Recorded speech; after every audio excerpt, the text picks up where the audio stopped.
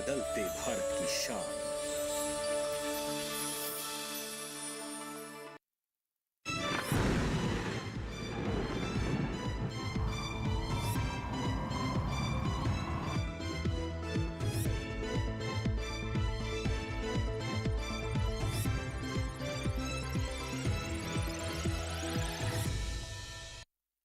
नमस्कार, स्वागत है आपका हमारे खास कार्यक्रम मौसम खबर में। मैं हूं आपके साथ दीपशिखा। अपने इस कार्यक्रम में हम आपको देंगे मौसम से जुड़ी तमाम जानकारी, बताएंगे आज और कल मौसम का हाल। लेकिन उससे पहले नजर डालते हैं अब तक की 5 बड़ी खबरों पर। तो सबसे पहले पहली खबर की बात कर लेते हैं, जो कि आ रही है अरुणाचल प्रदेश से। यहाँ पर कुछ जगह भारी बारिश का अनुमान मौसम विभाग की तरफ से जताया गया है। इसके साथ ही जम्मू कश्मीर में कुछ जगह ऐसी हैं जहां पर बारिश होने की संभावना लगातार बनी हुई है। वहीं आपको बता दें, हिमाचल प्रदेश में गरज के साथ तेज हवाएं चलने के आसार मौसम विभाग की तरफ से जताए गए हैं। तो वहीं उत्तराखंड में गरज के साथ तेज हवाएं संभवतः चल सकती हैं। वहीं 5वीं बड़ी खबर को लेकर भी बातचीत कर लेते हैं। ये मध्य प्रदेश से आ रही है, जहां पर कहीं कहीं ओले पड़ने के आसार मौसम विभाग की तरफ से जताया गया है। तो ये तो 5 बड़ी खबरों की बात करिए, आगे बढ़ते हैं। मौसम अलर्ट क्या है वो आपको बता देते हैं कि कहां कहां पर अलर्ट रहने की जरूरत है, सावधान रहने की जरूरत है, कहां पर नजर बनाकर रखने की जरूरत है। तो ये तमाम जानकारी हम आपको अपने इस सेगमेंट में देंगे। और जैसे कि आप हमारे पीछे ये नक्शा देख पा रहे हैं, इसके साथ ही इसके सहायता से हम आपको ये तमाम जानकारी देंगे। तो सबसे पहले अरुणाचल प्रदेश की बात कर लेते हैं। यहाँ पर क्योंकि सबसे ज्यादा सावधान रहने की जरूरत है, यहाँ पर तेज बारिश होने के आसार मौसम विभाग की तरफ से जताए गए हैं। इसके साथ ही जब आप उत्तर भारत की तरफ रुख करेंगे तो आप देखेंगे कि जो हिमाचल प्रदेश है, उत्तराखंड है, पंजाब, यहाँ पर तेज बारिश के आसार व्यक्त किए गए मौसम विभाग की तरफ से। इसके साथ ही जब आप पूर्वोत्तर का रुख करेंगे तो पूर्वोत्तर के जितने भी हिस्से हैं, चाहे असम, मेघालय, नागालैंड या मणिपुर, और इसके साथ साथ पूर्वी उत्तर प्रदेश, बिहार, झारखंड, गांगे पश्चिम बंगाल या छत्तीसगढ़, उड़ीसा, विदर्भ, आप दक्षिण का भी रुख करेंगे तो तटीय आंध्र प्रदेश, और इसके साथ साथ भीतरी उत्तर कर्नाटक, भीतरी दक्षिण कर्नाटक, इन तमाम जगह पर तेज बारिश के साथ साथ हवाएं चलने का अनुमान है। मौसम पूर्व अनुमान भी जान लेते हैं। आने वाले जो 24 घंटे हैं उसमें मौसम की क्या स्थिति रह सकती है। उत्तर भारत से इसकी शुरुआत करते हैं।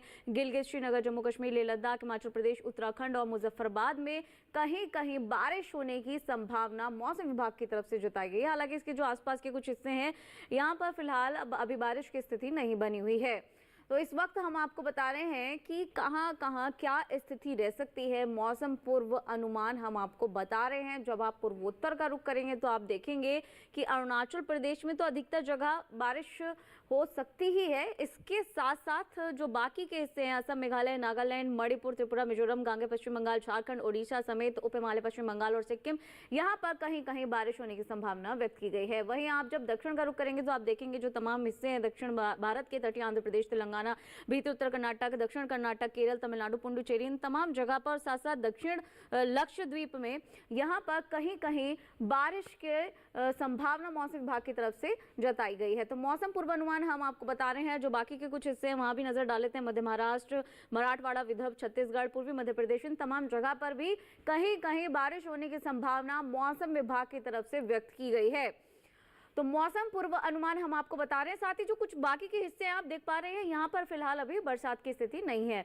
अब हम आपको मौसम की चाल बता देते हैं, इनके पिछले 24 घंटे में मौसम की क्या कुछ स्थिति रही है। तो उत्तर भारत से इसकी शुरुआत कर लेते हैं। गिलगित और श्रीनगर, जम्मू कश्मीर, लेह लद्दाख और मुजफ्फराबाद, हिमाचल प्रदेश, पंजाब, चंडीगढ़, हरियाणा, पश्चिमी उत्तर प्रदेश, दिल्ली और पूर्वी उत्तर प्रदेश, इन तमाम जगह पर जोरदार बारिश हुई है। और इसके बाद हम आगे बढ़ते हैं, पूर्वोत्तर का रुख कर लेते हैं। पूर्वोत्तर के जो ज्यादातर हिस्से हैं, मेघालय, अरुणाचल प्रदेश, मणिपुर, नागालैंड, त्रिपुरा, मिजोरम, इन तमाम जगह पर जोरदार बारिश हुई है। हालांकि जो बिहार है, झारखंड है, उड़ीसा है, यहाँ पर तेज हवाएं चली हैं, कहीं कहीं गर्म हवाएं चली हैं। और इसके साथ ही हम दक्षिण का भी रुख कर लेते हैं। जो भीतरी उत्तर कर्नाटक है या तेलंगाना है, दक्षिण कर्नाटक है और तमिलनाडु है, पुडुचेरी है, इन तमाम जगह पर जोरदार बारिश हुई है। भीतरी दक्षिण कर्नाटक में भी इसी तरीके की स्थिति रही है। और यहाँ पर आपको बता दें कि जोरदार बारिश हुई है पिछले 24 घंटे के अंदर। अब आगे बढ़ते हैं, मध्य भारत का रुख कर लेते हैं। मध्य महाराष्ट्र, कोंकण और गोवा, पश्चिमी मध्य प्रदेश, पूर्वी मध्य प्रदेश और छत्तीसगढ़ समेत विदर्भ में तेज बारिश हुई है, जोरदार बारिश हुई है। इसके साथ साथ जो पूर्वी मध्य प्रदेश है या फिर जो छत्तीसगढ़ है, यहाँ पर तेज हवाओं के साथ बारिश हुई है। तो पिछले 24 घंटे में मौसम की चाल हमने अभी आपको बताई। इसके अलावा और भी जानकारी हम आपके साथ साझा करेंगे, लेकिन उससे पहले रुकेंगे एक छोटे से ब्रेक के लिए।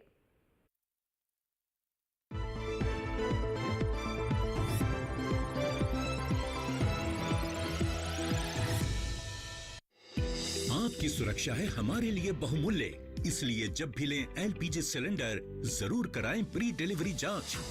आपकी सुरक्षा को और बेहतर सुनिश्चित करने के लिए हर घर में हो रही है रसोई गैस उपकरणों की सुरक्षा जांच। अगर सुरक्षा होस खराब हो तो तुरंत बदलवाएं। आपातकालीन स्थिति में कॉल करें 1906। स्वच्छ ईंधन का वादा, सुरक्षित रसोई का इरादा।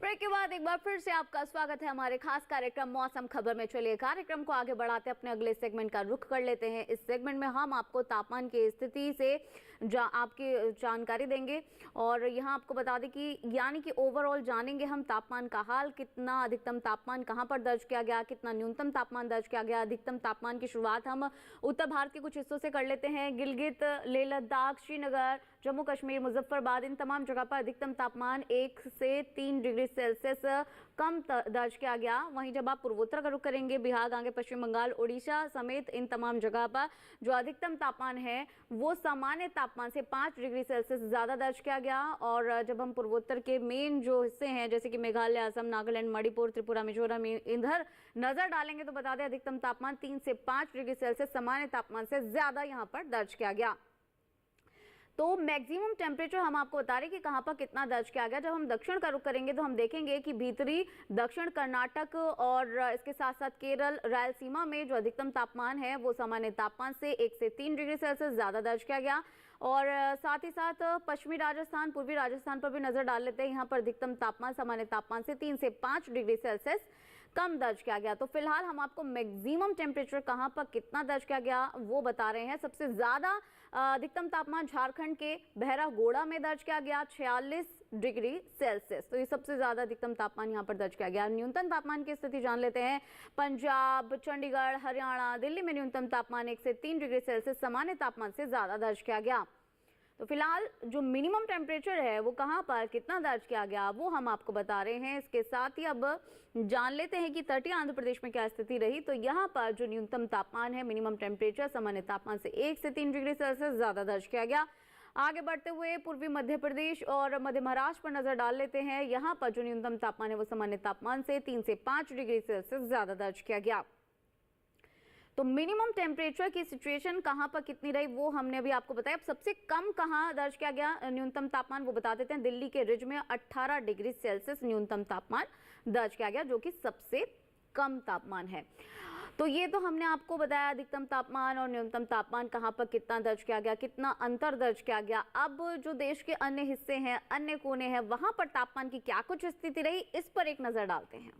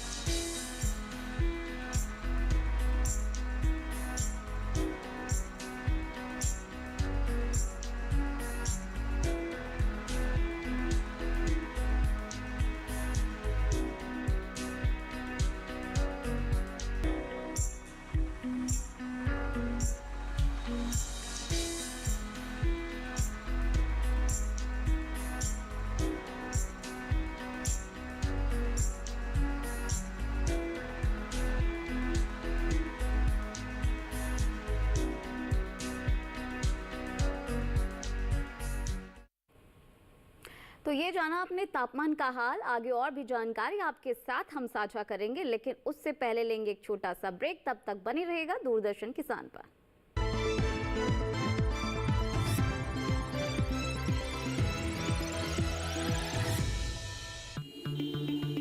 50,000 एडवांस। पर इतना कैश तो हम नहीं लाए। और आज बैंक भी बंद है। इलाज है डिजिटल पेमेंट का आसान सा ढूंढ। लेकिन अरे घबराइए मत, सावधानी के साथ करेंगे तो कोई साइड इफेक्ट भी नहीं होगा। फोन लाइए मुझे, यहाँ फोन लगाइए। डिजिटल पेमेंट से लेन देन हो सकता है आसान, सुरक्षित और तेज। मैंने तो इन्हें डिजिटल पेमेंट सिखा दिया है, आपने क्योंकि आरबीआई कहना है कि डिजिटल पेमेंट अपनाओ, औरों को भी सिखाओ।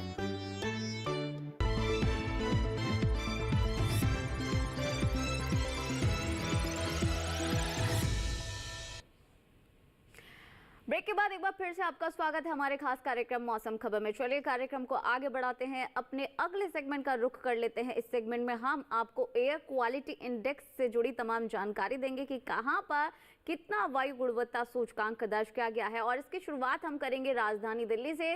तो दिल्ली में AQI 135 दर्ज किया गया, जो कि संतोषजनक स्थिति में माना जाता है। वहीं लखनऊ में 147 दर्ज किया गया और ये भी संतोषजनक स्थिति में माना जाता है। लखनऊ के बाद हम आगे बढ़ेंगे और अब रुक कर लेते हैं पटना का। पटना में ये 174 दर्ज किया गया और ये भी संतोषजनक स्थिति में माना जाता है। वहीं आगे बढ़ते हुए बेंगलुरु का रुक कर लेते हैं। यहाँ पर ये 126 दर्ज किया गया और ये भी सेटिस्फैक्ट्री कैटेगरी में माना जाता है। तो अब हम पुणे का रुक कर लेते हैं। यहाँ पर एयर क्वालिटी इंडेक्स 106 दर्ज किया गया और ये भी संतोषजनक श्रेणी में माना जाता है। और हैदराबाद में ये 149 दर्ज किया गया और ये भी संतोषजनक श्रेणी में माना जाता है। तो ये हम आपको एयर क्वालिटी इंडेक्स बता रहे हैं। कोलकाता में 286 दर्ज किया गया, जो कि थोड़ी खराब श्रेणी में माना जाता है। वहीं मुंबई में 116 दर्ज किया गया, जो कि संतोषजनक श्रेणी में माना जाता है। मुंबई के बाद आगे बढ़ते हैं, अहमदाबाद का रुख करते हैं। यहाँ पर 121 AQI दर्ज किया गया, जो कि संतोषजनक स्थिति में माना जाता है।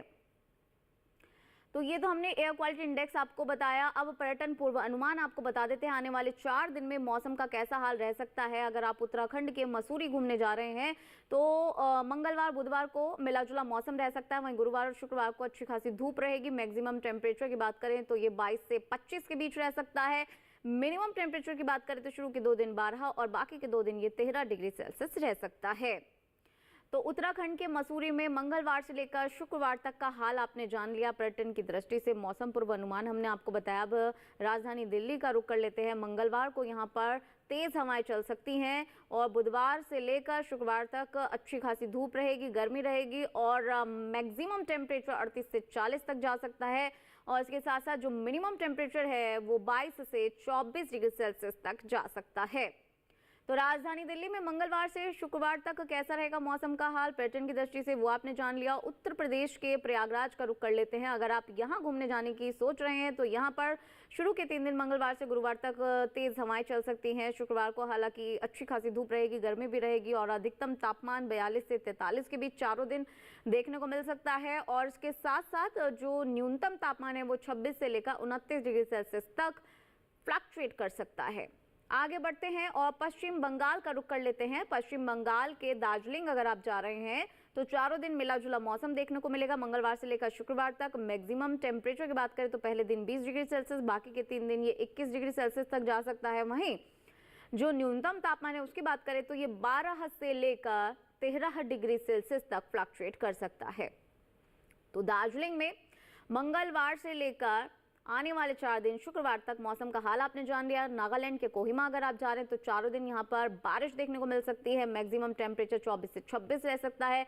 मिनिमम टेम्परेचर यहाँ पर 15 से 16 के बीच फ्लक्चुएट कर सकता है। तो पर्यटन की दृष्टि से कोहिमा में आने वाले 4 दिन मंगलवार से लेकर शुक्रवार तक आपने मौसम पूर्व अनुमान जान लिया। अब आगे बढ़ते हुए अब हम जान लेते हैं आंध्र प्रदेश के विजयवाड़ा का हाल। यहाँ पर मौसम कैसा रहेगा बता देते हैं आपको कि जो चारों दिन है मंगलवार से लेकर शुक्रवार तक यहाँ पर मिला जुला मौसम देखने को मिल सकता है। अधिकतम तापमान शुरू के 2 दिन 41 डिग्री सेल्सियस, बाकी के 2 दिन 42 डिग्री सेल्सियस रह सकता है। वहीं न्यूनतम तापमान की भी बात करनी बेहद ज्यादा जरूरी है, तो बता देंगे 27 और 28 के बीच फ्लक्चुएट कर सकता है।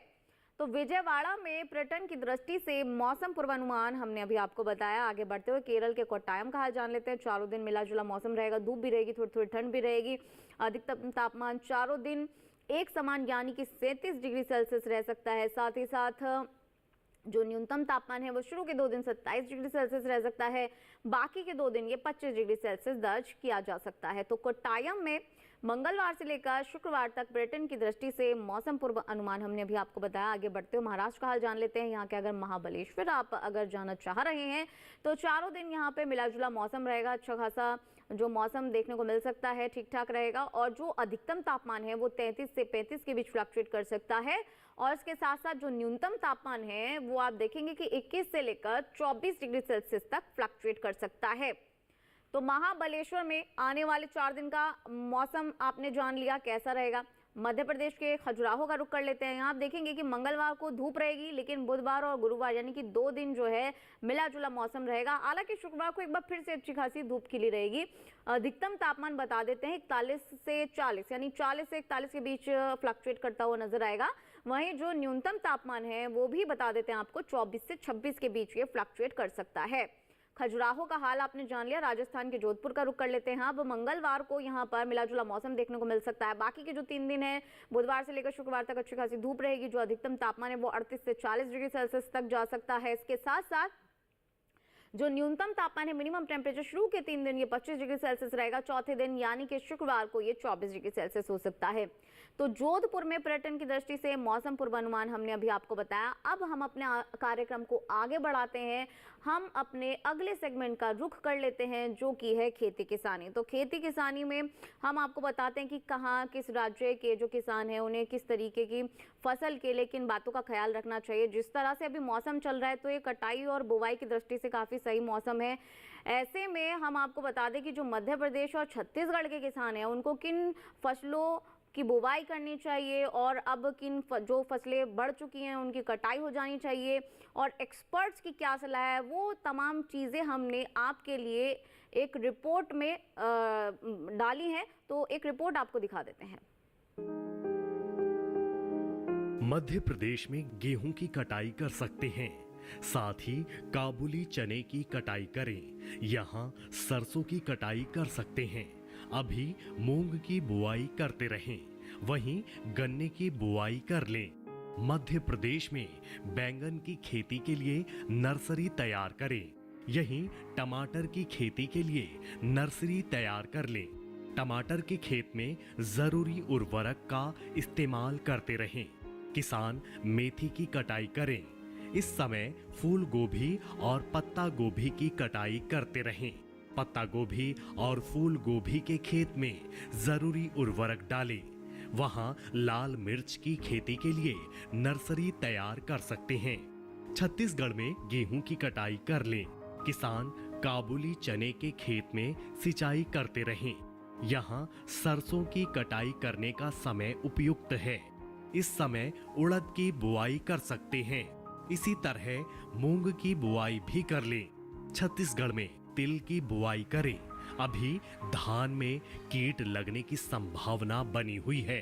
ऐसे में धान में कीटों से बचाव के लिए कृषि विशेषज्ञों की सलाह से कीटनाशक छिड़कें। किसान गन्ने के खेत में जरूरी उर्वरक का इस्तेमाल करें। गन्ने के खेत में सिंचाई कर लें। छत्तीसगढ़ में मूंगफली की कटाई कर सकते हैं।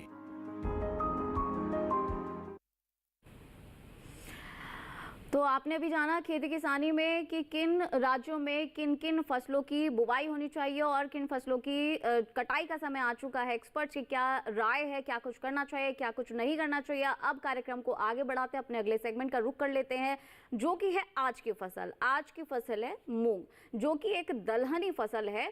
और जो मूंग है ज़्यादातर उत्तर प्रदेश, हरियाणा, पंजाब, इन तमाम जगह पर ज़्यादा इसकी फसल जो है वो उगाई जाती है। लेकिन मूंग की जो फसल है इसके लिए किन बातों का ख्याल रखना चाहिए, एक्सपर्ट्स की क्या राय है, क्या करना चाहिए, क्या नहीं करना चाहिए, अच्छी फसल कैसे मिल सकती है, इन तमाम बातों के साथ एक रिपोर्ट हम आपको दिखा देते हैं।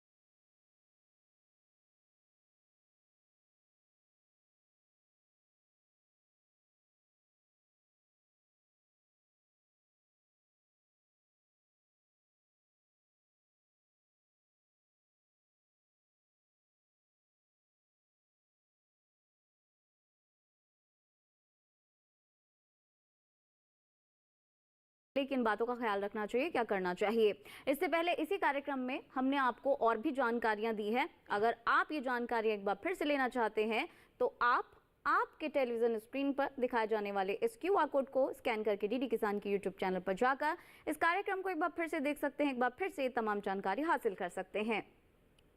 तो फिलहाल आज के इस कार्यक्रम में बस इतना ही। हमें दीजिए इजाजत। नमस्कार।